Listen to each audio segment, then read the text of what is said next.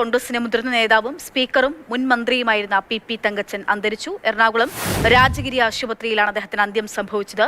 86 വയസ്സായിരുന്നു അദ്ദേഹത്തിന്റെ പ്രായം. സംസ്കാരം ശനിയാഴ്ച നെടുമ്പാശ്ശേരി അകപ്പറമ്പ് യാക്കോബായ പള്ളിയിൽ നടക്കും.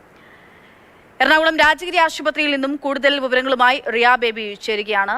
റിയ, കോൺഗ്രസിനെ സംബന്ധിച്ചിടത്തോളം, രാഷ്ട്രീയ കേരളത്തെ സംബന്ധിച്ചിടത്തോളം വലിയ നഷ്ടമാണ് അദ്ദേഹത്തിന്റെ വിയോഗം എന്ന് പറയുന്നത്.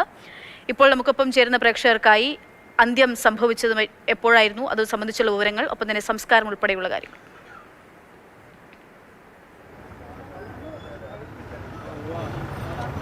കഴിഞ്ഞ മാസം 15-ാം തീയതി മുതൽ ആലുവ രാജഗിരി ആശുപത്രിയിൽ ചികിത്സയിലായിരുന്നു പി തങ്കച്ചൻ. ഏതാണ്ട് 4:30-ക്കാണ് അദ്ദേഹത്തിൻ്റെ അന്ത്യം സംഭവിക്കുന്നത്.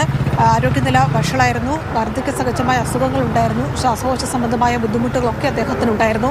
അതേ തുടർന്നായിരുന്നു അദ്ദേഹം ഇവിടെ ചികിത്സയിൽ തുടർന്നത്. 4:30-യോടെയാണ് ആ വിയോഗ വാർത്ത നമ്മളെ തേടിയെത്തുന്നത്. കോൺഗ്രസിനെ സംബന്ധിച്ചിടത്തോളം ഏറ്റവും മുതിർന്ന നേതാവാണ്. പാർട്ടിയുടെ എല്ലാ സ്ഥാനങ്ങളിലും അദ്ദേഹം സേവനം ചെയ്തിട്ടുള്ള വ്യക്തിയാണ്. എല്ലാ ചുമതലകളും വഹിച്ചിട്ടുള്ള ആളാണ്.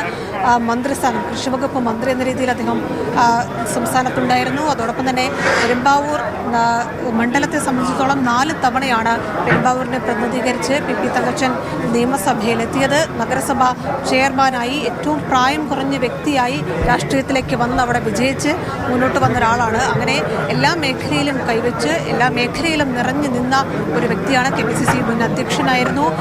UDF കൺവീനർ എന്ന നിലയിൽ 13 വർഷം അദ്ദേഹം പാർട്ടിയെ മുന്നോട്ട് നയിച്ചു, പാർട്ടിയെ ഒരുമിപ്പിച്ചു. അങ്ങനെ എല്ലാ മേഖലയിലും നിറഞ്ഞു നിന്നിരുന്ന വ്യക്തി. അതുകൊണ്ടാണ് കോൺഗ്രസിന് അദ്ദേഹത്തിന്റെ വിയോഗം ഒരു വലിയ നഷ്ടമായി തന്നെ അവർ കണക്കാക്കുന്നത്.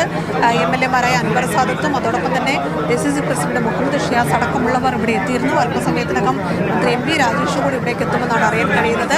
ശനിയാഴ്ച 3 മണിക്കാണ് സംസ്കാര ചടങ്ങുകൾ നടക്കുക. നെടുമ്പാശ്ശേരി അകപ്പറമ്പ് യാക്കോബായ പള്ളിയിലായിരിക്കും സംസ്കാരം.